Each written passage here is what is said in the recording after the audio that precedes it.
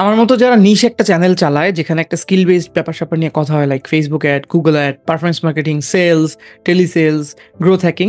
এটার কয়েকটা পজিটিভ ব্যাপার হচ্ছে যে আপনার অথরিটি খুব তাড়াতাড়ি বিল্ড হয়। আপনি কাজ পারেন কি পারেন না কয়েকটা টিউটোরিয়াল দেখলেই মানুষজন বুঝে যায়। প্রবলেম হচ্ছে অনেক নিশ মানুষজন আপনাকে রিচ আউট করে। ধরেন আজকে যদি আমার একটা চ্যানেল থাকতো যেখানে আমি মুভি রিভিউ করি, তাতে আমাকে যে কয়টা মানুষ মেইল করতো বা যে কয়টা মানুষ রিচ আউট করতো বা কনসালটেশন নিতে চাইতো, আমি যখন একটা অ্যাড রিলেটেড কোনো একটা বিষয় নিয়ে কাজ করছি বা আমি একটা ফাইন্যান্সের চ্যানেল চালাচ্ছি যেটা একটা নিশ, সবাই জানে যে আমি মানুষের ভ্যাট ট্যাক্স নিয়ে কাজ করি, তাহলে মানুষজন আমার কাছে বেশি আসবে। লং স্টোরি শর্ট, আজকের দুইটা বিষয় নিয়ে আমি কথা বলবো, খুবই ইম্পর্ট্যান্ট অ্যান্ড আমি খুব স্যাড যে এই দুইটা বিষয় নিয়ে আমার চেয়ে অনেক বড় বড় যারা বড় নাম্বারওয়ালা চ্যানেল আছে তারা কেউ কথা বলছে না। আজকে আমাকে একজন রিচ আউট করেছে, লিখেছে যে ভাই আমি ইউএস মার্কেট না কোনো একটা মার্কেটের কথা বলেছে, আমি ডেন্টিস্ট কেয়ার নিয়ে কথা বলছি, আপনি আমাকে একটু টার্গেটিং হেল্প করেন। আমার অফিসিয়াল হোয়াটসঅ্যাপ নাম্বারেও মানুষজন এরকম কোয়েশ্চেনগুলোই করে যে ভাইয়া আমি কিভাবে সেলের কস্ট কমাবো, বা এখন একদিন অ্যাড রেজাল্ট আসে একদিন আসে না। এখন এটা ব্যাপার না যে ভাই আপনি জানেন না কেন বা তুমি জানো না কেন, বাট কেউ যদি ইউএস মার্কেটে কাজ করছে, যে ডেন্টিস্ট কেয়ার নিয়ে কাজ করছে, যেখানে 2022 সালের শেষ থেকেই মেটা থেকে টার্গেটিং আস্তে আস্তে সরা দেওয়ার চেষ্টা করছে, অ্যাডভান্টেজ প্লাস শপিং ক্যাম্পেইন এগুলো আসছে, how can you ask me this question যে টার্গেটিং কিভাবে করবো 2025 সালে, যেখানে টার্গেটিং এর কোনো ব্যাপার স্যাপারই মেটা রাখছে না, ফিউচারে আরো বেশি এটা করবে। সো আপনি তো আসলে ডিজিটাল মার্কেটার যে হচ্ছেন, আপনি তো আসলে ভালো করতে পারবেন না ফিউচারে। কারণ আপনাদের মধ্যে হয়তো অনেকে জানেন যে সার্চ অ্যাডের ক্ষেত্রে আইম্যাক্স রিসেন্টলি গত কয়েক মাস আগে গুগল অনেক পুশ করা শুরু করেছে। তারপর ধরেন গত কয়েক মাস আগে পুশ করা শুরু করেছে মানে মানুষ এটা নিয়ে কথা বলা শুরু করেছে বা অনেক বেশি চেঞ্জেস আমরা করা শুরু করেছি। তারপরে গুগলের এআই মোড যেটা আসলো সেটা। এখন রিসেন্টলি গুগল থেকে আপনারা কতজন জানেন আমি জানি না, ৩টা ডিফারেন্ট ক্যাম্পেইন মডালিটি নিয়ে আপনি যদি কাজ করেন তাহলে আপনি অনেক ভালো করবেন, এটা বলছে গুগল থেকে। এক হচ্ছে আপনার পিম্যাক্স, পারফরমেন্স ম্যাক্স যেটা, ২ হচ্ছে সার্চ, থার্ড হচ্ছে ডিমান্ড জেন। ৩টার একটা কম্বো। ডিমান্ড জেনে আপনার অ্যাওয়ারনেস আসবে, বেশি মানুষ আপনাকে ডিসকভার করবে। পিম্যাক্সে হচ্ছে আপনার মেচিউর করতে একটু টাইম লাগবে, অনেক লম্বা, অনেক মানুষকে দেখাবে। আর সার্চ হচ্ছে আপনার এক্স্যাক্টলি ওয়ার্ম অডিয়েন্স যারা তারা দেখবে। তো কতজন ডিজিটাল মার্কেটার এই যে ৩টা মিলায় যে ওরা আসলে পাওয়ার ম্যাক্স বা এরকম কিছু একটা বলার চেষ্টা করছে, আপনারা কতজন জানতেন? আমি শিওর অনেক মানুষই জানতেন। এখন জানতে হবে এরকম না, বাট আপনি যদি ডিজিটাল মার্কেটিং এ কাজ করেন এআই এর যুগে, আপনি যদি এখন আমাকে এসে জিজ্ঞেস করেন যে ভাই টার্গেটিং কিভাবে করবো, তাহলে একটু ডিফিকাল্ট আপনার জন্য আমার কাছে মনে হয়। এখন টার্গেটিং কাজ করে না, ট্রাস্ট মি অন দ্যাট।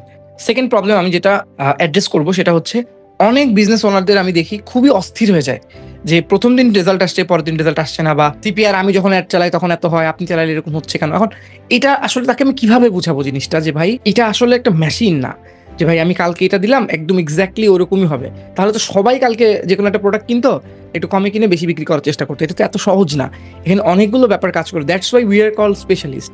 স্পেশালিস্টরা লম্বা টাইম পর্যন্ত আপনাকে ভালো রেভিনিউ দিতে পারে।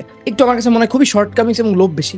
যত ছোট ক্লায়েন্ট তত বেশি তার এই ব্যাপারগুলোতে চিন্তা থাকে। আমি বুঝতে পারছি তার জন্য হয়তো $100 অনেক ইম্পর্টেন্ট, ওই $20 অনেক ইম্পর্টেন্ট, বাট যত বড় ক্লায়েন্ট আমি দেখেছি তাদের মধ্যে পেশেন্স বেশি থাকে, তার রেজাল্টও ভালো পায়। আমাদের রিসেন্টলি একটা ক্লায়েন্ট ছিল মানে এখনো আছে, লিও। ও গত মাসে গুগল অ্যাড আমরা 1.5 মাস মতো সার্ভ করেছি, এই মাসেও আমাদেরকে ইভেন বোনাস দিয়েছে, বিকজ ওর অ্যাড এত ভালো পারফর্ম করেছে যে আসলে ও খুব ভালো রেজাল্ট পেয়েছে। এবং I am not saying that for the sake of it, Al create a detail post about it on LinkedIn. এবং আপনারা জানেন গুগলে নতুন একটা অ্যাকাউন্ট ক্রিয়েট করে যদি কিছু কিছু এরিয়া থেকে ওরা €400 পর্যন্ত বা ডলার পর্যন্ত ওরা যদি আপনি খরচ করেন তাহলে ওইটা আবার ওরা বোনাস দিয়ে দেয়। সো ও ওইটাও পেয়েছে। So he is super happy. So আমি দেখেছি যারা একটু পেশেন্টলি কাজটা করে তারাই ভালো রেজাল্ট পায়। আমি যখন খাসফুডের জন্য অ্যাড চালাতাম, খাসফুডের কিন্তু সিপিআর অনেক বেশি হতো ওই টাইমে। আমার কোনো এনডিএ নাই এবং আমি এমন কোনো সেন্সিটিভ ইনফরমেশন বলছি না, বাট ওরা কিন্তু পাগল হয়ে যেত না যে ভাই কেন আসতেছে না। ওরা বুঝতো। আমি মাহাদি সাগর ভাইয়ের সাথে কাজ করতাম, উনি গিকি সোশ্যালের ফাউন্ডার, আপনারা অনেকে চিনেন। সো উনি কাজ মানে ওনার সাথে আমি কাজ করতাম। সো উনি আমাকে ইনস্ট্রাকশন দিত, আমরা দুজন মিলে প্ল্যান করে উনি আমাকে বলতো, আমি এক্সিকিউট করতাম, এভাবে কাজ করতাম, খাসফুডে কনসালটেশন করতাম। সিপিআর আসছে 52। এখন আমি কিন্তু ওনাকে বলছি ভাই এটা কিন্তু মাল্টিপল কনভার্সন আছে। উনি বলছে তোমার আই নো দ্যাট। সো আপনি চিন্তা করেন একটা বাংলাদেশি মার্কেটে যেখানে সিপিআর অ্যাভারেজ ই কমার্সের ক্ষেত্রে 1.41, 1.50 বা 2.3 এরকম, সেখানে একটা অ্যাডে 52 সিপিআর দেখতে পাচ্ছি, $600 আমরা খরচ করে ফেলছি। Still he is understanding the main objective of the campaign, এবং তারপরে উনি আসলে বুঝছে। তাহলে আমি এই ব্যাপারটাই আসলে দেখি না এবং এই ব্যাপারটাই শর্টকামিং মনে হয়, যেই কারণে বিভিন্ন বুস্টিং কোম্পানি অনেক মানুষকে স্ক্যাম করে টাকা পয়সা নিয়ে চলে যায়। So long story short, if you are business owner you have to understand, নিজে স্টাডি করতে হবে।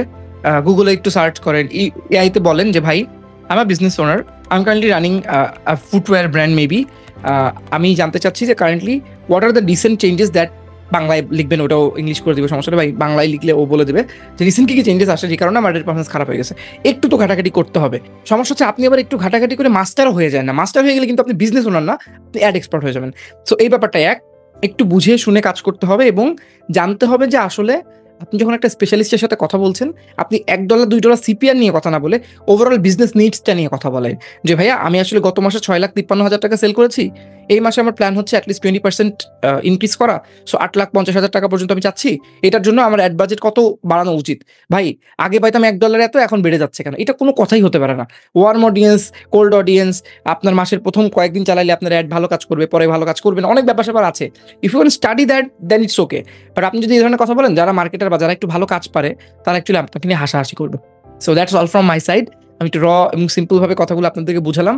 অ্যান্ড আই ওয়াজ এক্সপেক্টিং যে আমি আসলে এক্সপেক্ট করছিলাম যে কোনো সিনিয়র মার্কেটার বা যারা অনেকদিন ধরে কাজ করছে, লাইক আমার চেয়ে অনেক বেশি, লাইক 2010 সাল থেকে কাজ করছে, তারা এটা নিয়ে কোনো একটা ভিডিও বানাবে বা কোনো একটা লেখা লিখবে। বাট আমি খুব স্যাড হলাম যে তারা কেউ লেখে নাই। এই জন্য আমারই মনে হলো এই ভিডিওটা করা উচিত। So last summary, have to have patience. If your marketer you need to be on your edge. আপনাকে জানতে হবে, আপনি যদি এখন 25 সালে এসে জিজ্ঞেস করা শুরু করেন যে ভাই টার্গেটিং কিভাবে কাজ করে, সমস্যা। সেকেন্ড হচ্ছে একটা বিজনেস ওনার হিসেবে আপনাকে সিপিআর না, আপনাকে মেইন বিজনেস অবজেক্টিভ নিয়ে কাজ করতে হবে। পিওএস কি, প্রফিট অন নেট স্পেন্ড কি, আমি আসলে করছি, আমার অ্যাডের বাজেট কেমন দেওয়া উচিত আর আমার ক্রিয়েটিভের বাজেট কেমন দেওয়া উচিত। যেমন মেটা অ্যাডসে কিন্তু এখন ক্রিয়েটিভ ফার্স্ট। আপনি ক্রিয়েটিভ যদি ভালো না দেন, আপনার কিন্তু ভালো কাজ করবে না। সো আপনি যদি যতই বলেন যে ভাই টার্গেটিং ভালো করে করেন, বুস্ট করেন, it will never work. So that's all from my side. And আপনার যদি আমার এই কথার সাথে কোনো কিছু অ্যাড করার দরকার থাকে, আমার চুল কেবল আমি শাওয়ার নিয়ে আসছি তো এলোমেলো হয়ে গেছে। সো আপনি যদি আমার কথার সাথে কোনো কিছু অ্যাড করার থাকে, you can write down in the comments below. I will be more than happy to have a chat. Thank you.